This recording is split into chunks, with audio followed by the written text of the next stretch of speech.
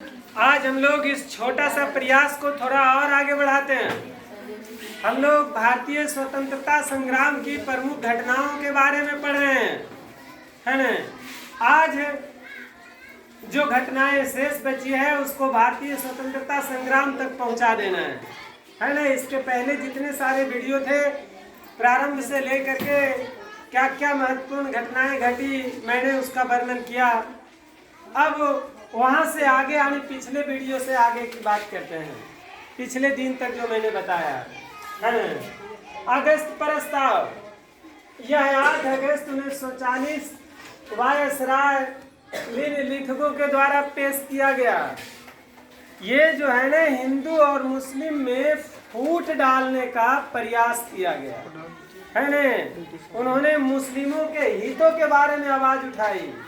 उन्होंने कहा कि अल्पसंख्यकों की उपेक्षा करके सरकार कोई भी महत्वपूर्ण निर्णय नहीं ले सकती है, जिससे मुस्लिम लीग की जो स्थापना हुई थी ना उसको बल मिला है ना, उसको बढ़ावा भी मिला उसको, जिसका हमारे कांग्रेस के लोग और अन्य भारतीय बुद्धिजीवी लोग कड़ा विरोध किए। क्रिप्स मिशन प्रस्ताव मार्च 1942 में स्टीफर्ड क्रिप्स के द्वारा किया गया था, है ना। ये क्रिप्स मिशन मूल रूप से यही था कि ब्रिटिश सरकार यह चाहती थी कि इस युद्ध में भारतीय लोग हमारी पूरी तरह से मदद करें। इस तरह का प्रस्ताव लेकर आए थे, है ना। भारत छोड़ो आंदोलन का प्रस्ताव 8 अगस्त 1942 को महात्मा गांधी के नेतृत्व में प्रारंभ किया गया। इसी में महात्मा गांधी ने करो या मरो का नारा दिया, है ना। और नेताजी किनको कहते हैं? सुभाष चंद्र बोस को इन्होंने दिल्ली चलो का नारा दिया था इसी आंदोलन में, है ना, भारत छोड़ो आंदोलन में। जानते हैं इसमें महात्मा गांधी सहित महत्वपूर्ण नेताओं को गिरफ्तार कर लिया गया और मुस्लिम लीग को मौका मिला, है ना। उन्होंने सिंध क्षेत्रों में या अन्य क्षेत्रों में अपना प्रभाव जमाने का प्रयास किया, जिसका परिणाम आज भारत और पाकिस्तान के रूप में है।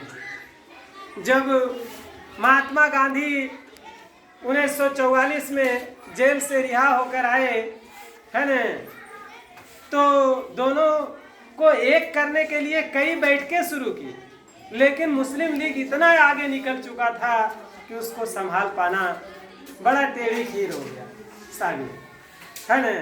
ये आंदोलन उस समय शुरू हुआ जब द्वितीय विश्व युद्ध प्रारंभ था। जैसा कि आप जानते हैं द्वितीय विश्व युद्ध जर्मनी ने पोलैंड पर आक्रमण करके 1 सितंबर 1939 ईस्वी को शुरू कर दिया था। जर्मनी 1 सितंबर 1939 ईस्वी को पोलैंड पर आक्रमण किया था। वहीं से प्रारंभ माना जाता है द्वितीय विश्व युद्ध का, है ना, जो 1945 ईस्वी तक चला। तो यह आंदोलन जो था भारत छोड़ो आंदोलन मूल रूप से द्वितीय विश्व युद्ध के समय ही हुआ। इसमें जितने सारे भारतीय थे वो अहिंसात्मक रूप से असहयोग कर करके आंदोलन चलाया और सरकार जो है दमनकारी नीति अपनाती रही। विद्यार्थी विद्यालय छोड़ दिए, ढेर सारे अंग्रेजी सामानों का, अंग्रेजी वस्तुओं का बहिष्कार किया गया। आंदोलन जन आंदोलन बन गया और लगातार बढ़ता रहा, है ना। जबकि महत्वपूर्ण नेताओं को गिरफ्तार कर लिया गया था। इसमें जयप्रकाश नारायण इस आंदोलन में महत्वपूर्ण भूमिका निभाई, है ना।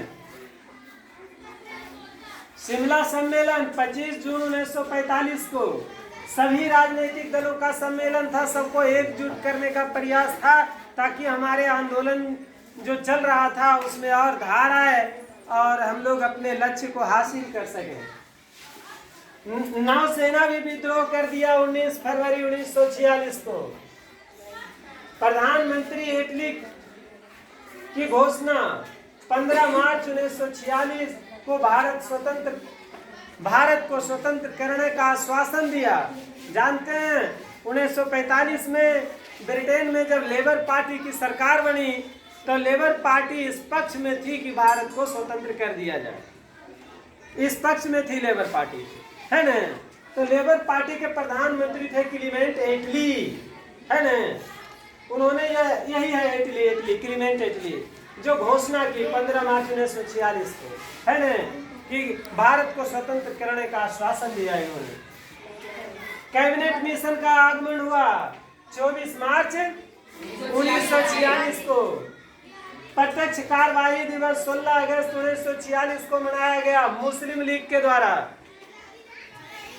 इसके बाद अंतरिम सरकार की स्थापना 2 सितंबर 1946 को किया गया, जिसमें पंडित जवाहरलाल नेहरू को अंतरिम प्रधानमंत्री बनाया गया, है ना। उसके बाद माउंटबेटन योजना 3 जून 1947 को, यही वो योजना है माउंटबेटन का, जिसके तहत भारत और पाकिस्तान दो अलग अलग देशों में विभाजित हो गया। इन्होंने भारत और पाकिस्तान को विभाजन करने की योजना रखी, यानी उसको फूट डालो की नीति जो है कामयाब रही, मुस्लिम लोगों को बढ़ावा दे करके, और खास करके मुस्लिम लीग को बढ़ावा दे करके भारत और पाकिस्तान दो अलग अलग राष्ट्रों में बांट करके हमारी शक्ति को कम कर दिया, है ना। यही भारत विभाजन हुआ। माउंटबेटन इस योजना को रखे थे। स्वतंत्र हुआ भारत 15 अगस्त 1947 को। भारत ने अपना संविधान बनाया। संविधान बनाने के बाद 26 जनवरी 1950 को भारत गणतंत्र घोषित हुआ, है ना। और उस समय भारत के राष्ट्रपति डॉक्टर राजेंद्र प्रसाद बने, यानी भारत के पहले राष्ट्रपति डॉक्टर राजेंद्र प्रसाद, भारत के पहले प्रधानमंत्री पंडित जवाहरलाल नेहरू, भारत के पहले उपराष्ट्रपति डॉक्टर सर्वपल्ली राधाकृष्णन को बनाया गया, है ना। इस तरह से एक स्वतंत्र भारत कार्य करना प्रारंभ कर दिया। तो हमारे स्वतंत्रता संग्राम में जो और महत्वपूर्ण व्यक्ति हैं, इसके बारे में हम लोग अगली बार चर्चा करेंगे कि कौन कौन से भाग लिए और उनके द्वारा कौन कौन से महत्वपूर्ण कार्य किए गए। ये महत्वपूर्ण घटनाओं का वर्णन था।